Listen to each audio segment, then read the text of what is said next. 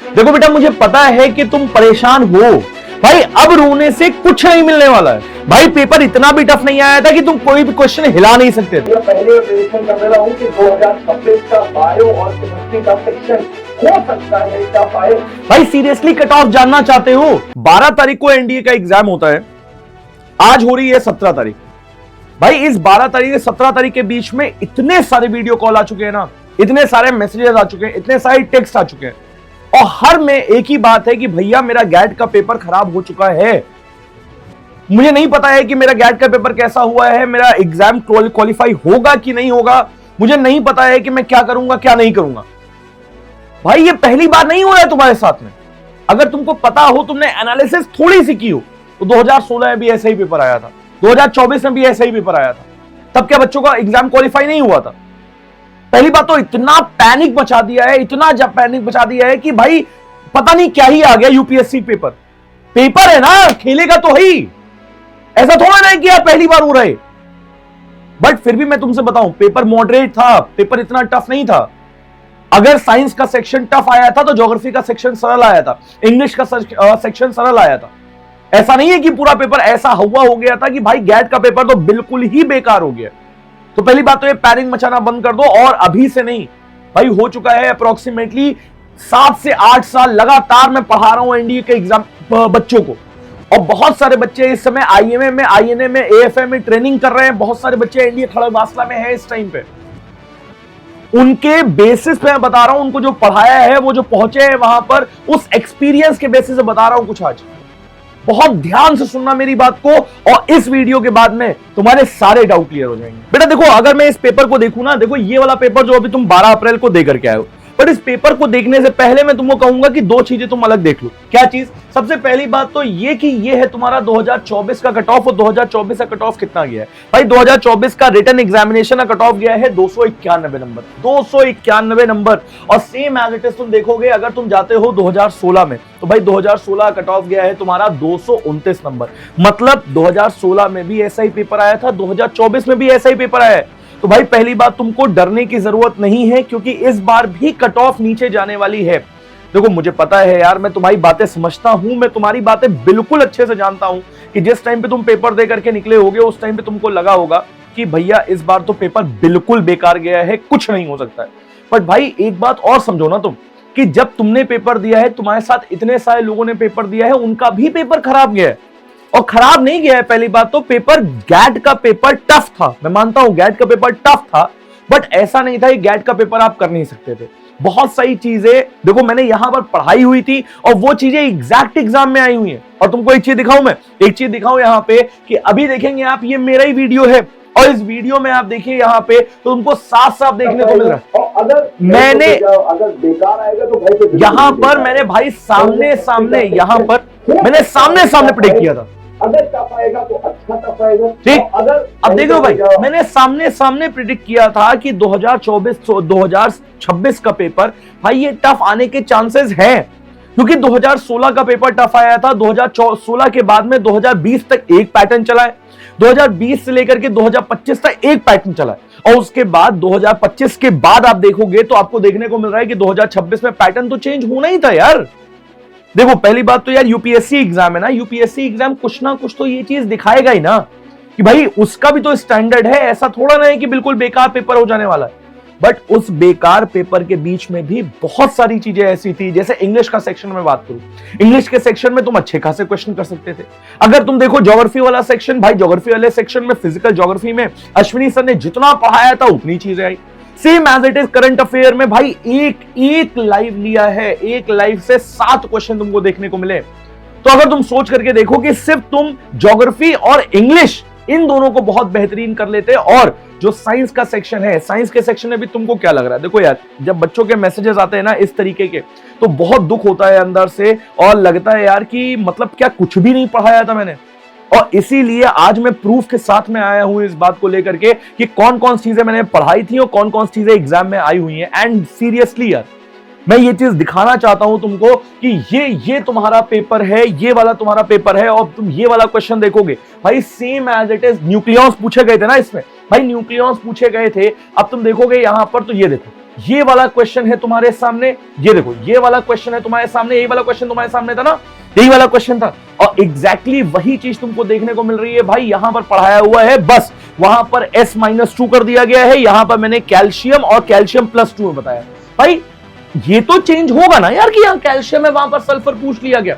और ऐसे एक नहीं, ऐसे बहुत सारे क्वेश्चन हैं जो मैंने पढ़ाए थे एग्जैक्टली और एग्जैक्टली आए हैं एग्जाम में। अगर तुम देखोगे यहीं पर ये वाला क्वेश्चन नहीं है भाई, सेम एज इट इज तुमको देखने को मिल रहा है। यहां पर ये देखो ये वाला क्वेश्चन है जिसमें तुमसे क्या पूछा गया है, हेटेरोजीनियस होमोजीनियस मिक्सचर के बारे में। ये देखो यहां पर ये सारी चीजें भाई A to Z ये वाला क्वेश्चन आया हुआ है ना। और मैंने तुमसे एग्जाम से पहले बोला हुआ था कि भाई जितनी चीजें मैं पढ़ा रहा हूं थ्योरी बहुत अच्छे से पढ़ लेना। जिस बच्चे ने थ्योरी पढ़ी होगी, जिस बच्चे ने थ्योरी बहुत अच्छे से की होगी भाई, उसने बहुत बढ़िया तरीके से एग्जाम किया है। और मैंने पहले भी कहा था कि कुछ क्वेश्चन ऐसे आएंगे जो तुमको छोड़ने पड़ेंगे, सारे क्वेश्चन नहीं आएंगे अब की बार। मैंने बायो के लिए बोला भी था कि भाई हो सकता है कि अब की बार का बायो का सेक्शन टफ आ जाए, और वो चीज आया। और जिन बच्चों ने किए क्वेश्चन उन्होंने बहुत बढ़िया तरीके से और बहुत बेहतरीन तरीके से किए। तो भाई ऐसा नहीं है कि जितना पढ़ाया था उसमें से कुछ भी नहीं आया है भाई, तुम्हारे सामने सामने प्रूफ है हर चीज, ठीक। और अगर मैं बोलूं तो इस पूरे केमिस्ट्री के सेक्शन में भाई ये वाला क्वेश्चन तुम कर सकते थे। अगर तुम देखोगे तुम ये वाला क्वेश्चन बहुत आराम से कर सकते हैं। थर्मोडायनेमिकली मोस्ट स्टेबल क्या होता है? ग्रेफाइट होता है। फिर से तुम देखोगे यहां पर ये वाला कोलाइडल होमोजीनियस हेटेरोजीनियस वाला अभी तुमको दिखाया था मैंने वहां पे। फिर से तुम देखोगे यहां पर तो सेम एज इट इज ऐसे ही क्वेश्चन यहां पर है। देखो ये वाला क्वेश्चन है भाई, कौन सा क्वेश्चन है? ये वाला क्वेश्चन है। इवेपोरेशन क्रिस्टलाइजेशन का भी क्वेश्चन कहां से आया हुआ है भाई? कहीं और से नहीं आया हुआ है। क्लास 9 के एनसीईआरटी तुम देखोगे और क्लास 9 के एनसीईआरटी से is matter around us pure question है। ये सेपरेशन मेथड पढ़ाया नहीं था मैंने। And same as it is तुम देखोगे यहां पर तो ये रस्टिंग ऑफ आयरन, रैंसिडिटी, ये सारी चीजें तुमको बताई थी मैंने। कहां पे? केमिकल रिएक्शन इक्वेशन में। भाई प्लेलिस्ट पूरी बनाई थी मैंने तुम्हारे लिए, इतनी मेहनत की थी। और इतनी मेहनत करने के बाद जब ये मैंने कहा था कि भाई जो पैटर्न है वो चेंज होगा, पैटर्न चेंज होने का मतलब ही क्वेश्चन पूछने का तरीका चेंज होगा। और भाई क्वेश्चन पूछने का तरीका चेंज हुआ। उसने क्या किया? उसने एक ही चीज में 3 से 4 कॉन्सेप्ट डाल दिए। अब ये वाला कोरोजन का क्वेश्चन हो गया। यहां पर देखोगे तो बर्निंग ऑफ फ्यूल, ये एडिशन रिएक्शन का क्वेश्चन हो गया। रैंसिडिटी ऑफ, ये रैंसिडिटी क्वेश्चन हो गया। Same as browning of fruit, ये हो गया आपका रैंसिडिटी क्वेश्चन। ऑक्सीडेशन का क्वेश्चन हो गया। अब उसने 3 से 4 कॉन्सेप्ट एक ही क्वेश्चन में डाल दिए। बट 3 से 4 कॉन्सेप्ट जो बोले गए हैं वो चारों कॉन्सेप्ट तो पढ़ाए हुए हैं ना मेरे भाई। अब उसके बाद जब मैसेज आता है ऐसा कि भैया आपने जो पढ़ाया था भैया कुछ भी नहीं आया है, कुछ नहीं आया है, हमको समझ में नहीं आया कि पेपर कहां से आ गया है, और अब हमको बिल्कुल ऐसा हो रहा है कि हम कुछ नहीं कर पाएंगे। भाई सीरियसली मैं बताऊं तुमको, अंदर से बहुत दुख होता है। और इसलिए आज मैं यहां पर आया हूं तुम्हारे सामने बात करने के लिए। और इसलिए मैं आज तक भाई 2024 में जो पढ़ाया वही आया, 2023 में जो पढ़ाया वही आया एग्जैक्ट। भाई मैं तुमको बताऊं 25 में से 22 से 23 क्वेश्चन तक आए। 2021 में मैं कभी भी प्रूफ लेकर के नहीं आया। मैंने कभी भी ये नहीं कहा, मैंने कहा हाँ मेरे बच्चे हैं, मेरे बच्चे बहुत अच्छे से ये बात जानते हैं, उनको इस बात का ट्रस्ट है कि आराम से जितना पढ़ा रहे भैया उतना ही आएगा। और भाई हर बार आ रहा था। अब ये पैटर्न जो चेंज हुआ वो पैटर्न सिर्फ तुम्हारे लिए थोड़ा चेंज हुआ है। तुमने मुझसे पढ़ा, तुमने सीडीएस वाले टीचर्स तक जाकर के पढ़ लिया, पर भाई किसी का कुछ नहीं फंसा है। और किसी का कुछ क्यों नहीं फंसा? क्योंकि each and every teacher, her teacher जो है वो पैटर्न के अकॉर्डिंग पढ़ाता है। भाई पैटर्न चेंज हो गया तो कोई क्या ही करेगा। बट पैटर्न चेंज होने के बावजूद मैं तुमसे बोलूंगा कि अगर तुम सिर्फ केमिस्ट्री का सेक्शन देखो, केमिस्ट्री के सेक्शन में 15 क्वेश्चन थे, उसमें से 5 क्वेश्चन हटा दो, भाई 10 क्वेश्चन तुम कर सकते थे। अगर तुम बायो का सेक्शन देखोगे यहां पे, तो बायो के सेक्शन में भाई गिरी से गिरी हालत में, अब मैं तुमसे क्या बोलूं भाई। अब देखो यहां पर अगर तुम देखोगे, यहां पर ये वाला क्वेश्चन मान लेता हो तुम नहीं कर पाए भाई, अगर तुम देखोगे तुम ये वाला क्वेश्चन में नहीं कर पाए। ये देखो यहां पर मान लेते हैं ये वाला क्वेश्चन, भाई ये वाला क्वेश्चन तुम कर सकते थे ना भाई। तुमको एपिथेलियल लाइनिंग ये सब बात बताया है मैंने टिश्यू वाले चैप्टर में। अगर तुम देखोगे इलास्टिक फाइबर, ये जितनी भी चीजें हैं ये बताया है टिश्यू वाले चैप्टर में। फिर से वॉल ऑफ एल्वियोलाई ये बताया है मैंने तुमको रेस्पिरेटरी सिस्टम में। भाई मैं फिर से कह रहा हूं, मैं अब की बार तुमको ये सब चीजें क्यों दिखा रहा हूं। तुम में से बहुत सारे बच्चे ऐसे होंगे जो फर्स्ट टाइम इस वीडियो को देख रहे होंगे, वो कह रहे होंगे कि लगता है कि ये अपनी बातों को प्रूफ करने के लिए आए। भाई अपनी बातों को प्रूफ करने के लिए नहीं आया हूं, मैं सिर्फ ये दिखाने के लिए आया हूं कि जो ट्रस्ट आपने बना करके रखा था उस ट्रस्ट को मेंटेन किया है हमने अब की बार भी, और मैक्सिमम क्वेश्चन फंसाए हुए हैं। अब मैक्सिमम क्वेश्चन में हाँ मुझे पता है कि बहुत सारे क्वेश्चन ऐसे थे जो 11th 12th के थे, तो भाई वो क्वेश्चन तो छोड़ने थे ना, वो क्वेश्चन नहीं करने थे। और अगर आप देखेंगे इस बायो के सेक्शन में भाई 5 से 6 क्वेश्चन में तुमको ऐसे गिना सकता हूं जो डायरेक्ट मैंने यहां पर यूट्यूब पे, भाई बैच में तो छोड़ दो, ठीक, बैच में तो जो पढ़ाया है वो पढ़ाया ही है, बैच में तो बहुत सारी चीजें पढ़ाई है। अगर सिर्फ यूट्यूब पर देखो कि जो लोग कहते हैं कि यूट्यूब पर पता नहीं ऐसे ही पढ़ा करके चले जाते हैं इंसान, ठीक है, यहां से कुछ फंसता नहीं है भाई, यहां से तुम देखो जाकर के, तुम वीडियो सर्च करो अभी रिसेंट की 1-2 हफ्ते की, सिर्फ उन वीडियोस में देखोगे तो तुमको ये सारी चीजें मिलेंगी। भाई 2008 से लेकर के 2025 तक के पीवाईक्यू कहे थे कि ये लगा लो, ये सारी चीजें आएंगी तुम्हारे एग्जाम में। अभी तुम केमिस्ट्री में देखोगे नाइट्रोलिम वाला क्वेश्चन है, 2008 का क्वेश्चन आया हुआ है भाई, एज इट इज पीवाईक्यू उठ करके आ गया। केमिस्ट्री के सेक्शन में 10 क्वेश्चन, बायो के सेक्शन में 5 क्वेश्चन बहुत इजीली कर सकते थे आप।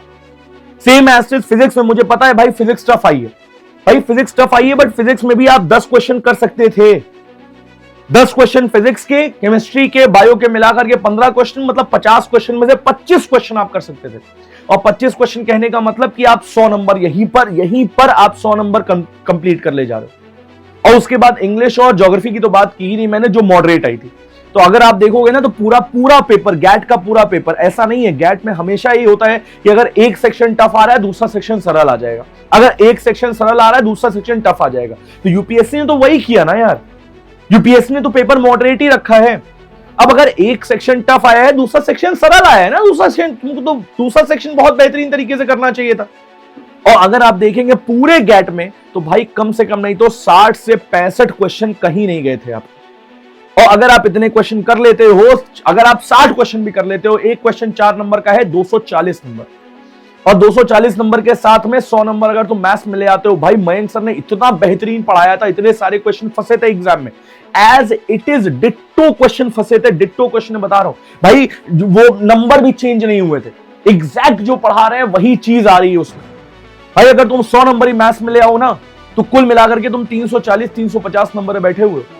और अभी भी मैं तुमको बता रहा हूं, अभी मैंने तुमको 2 साल की कट ऑफ दिखाई है, एक मैंने तुमको 2016 की दिखाई है और एक मैंने तुमको दिखाई है 2024 की। भाई इसी बेसिस पर कट ऑफ अब की बार भी जाने वाली है, और मैं लिख करके दे दूं यहां पर कट ऑफ अब की बार तुम्हारी 310 फॉर बॉयज, और गर्ल्स के लिए आप देखेंगे तो आप 20 नंबर और बढ़ा दीजिए, मतलब 330, इससे ज्यादा कट ऑफ नहीं जाने वाली है। पहली बात तो जो चीज हो गई है अब उसको लेकर के बैठने से कोई फायदा नहीं है यार। देखो ये हो गया ना, अब तो हो गया एग्जाम, अब उसको लेकर के रोते रहो तुम, भाई रोते रहोगे, 1 दिन रोगे, 2 दिन रोगे, 3 दिन रोगे, उसके बाद क्या भाई, कभी ना कभी तुमको नेक्स्ट अटेम्प्ट के लिए तैयारी स्टार्ट करनी पड़ेगी ना। अब तुम देखो तुम्हारे पास केवल और केवल 4 महीने का टाइम बचा हुआ है, अप्रैल गया, मई, जून, जुलाई, अगस्त, 4 महीने बचे हुए हैं और सितंबर में तुम्हारा एग्जाम है जाकर। अब तुम या तो इस रिग्रेट में रहो कि हमने पेपर खराब कर दिया है, या पेपर हम नहीं कर पाए सही, या जो पढ़ाया गया था वो चीजें नहीं पढ़ी और हम चीजों में फंसे रहे। या तो ये कर लो तुम, और या तो ये कर लो कि भाई बेहतरीन तरीके से एग्जाम दो और एग्जाम देने के बाद नेक्स्ट अटेम्प्ट में बहुत ही बढ़िया तरीके से अपना सिलेक्शन लो।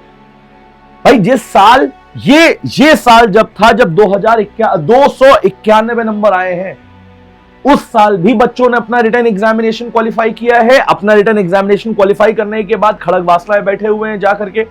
और अगर मैं बात करूं 2016 की, तो भाई 2016 में भी बहुत सारे बच्चों ने एग्जाम क्वालिफाई किया है और जाकर के वो खड़गवासला में IMA, INA, AFA में जाकर के ट्रेनिंग करके इस टाइम पे सर्व कर रहे हैं। तो क्या जिस टाइम पर पेपर टफ आया है उस टाइम पर बच्चों का सिलेक्शन नहीं हुआ है? बिल्कुल हुआ है। और अगर आपका सिलेक्शन नहीं हो रहा है अब की बार, अगर आप ऑफिशियल आंसर की से मिला चुके हो और आपको पता चल गया है कि आपका सिलेक्शन नहीं हो रहा है, तो भाई ये आपकी मॉरल रिस्पॉन्सिबिलिटी बनती है कि अगर आपके पास अटेम्प्ट है तो आप तुरंत के तुरंत, अभी के अभी आप अपनी तैयारी को स्टार्ट करो। क्योंकि अगर आप बैठे रहोगे तो मेरे भाई फिर से आपके मन में यही रिग्रेट रह जाएगा कि कहीं ना कहीं मुझे जो तैयारी स्टार्ट करनी चाहिए थी वो मैंने नहीं की, और कहीं ना कहीं मुझे जो अपना टाइम यूटिलाइज करना चाहिए था वो मैं नहीं किया, और नेक्स्ट अटेम्प्ट में, उसके नेक्स्ट अटेम्प्ट में, उसके नेक्स्ट अटेम्प्ट में, उसके नेक्स्ट अटेम्प्ट में मैं केवल रोता रह गया। तो मैं फिर से कहूंगा, अभी बाउंस बैक करने का टाइम है, अभी के अभी बाउंस बैक करो, पढ़ाई स्टार्ट करो और नेक्स्ट अटेम्प्ट में अगले 4 महीने में अपना सिलेक्शन लो।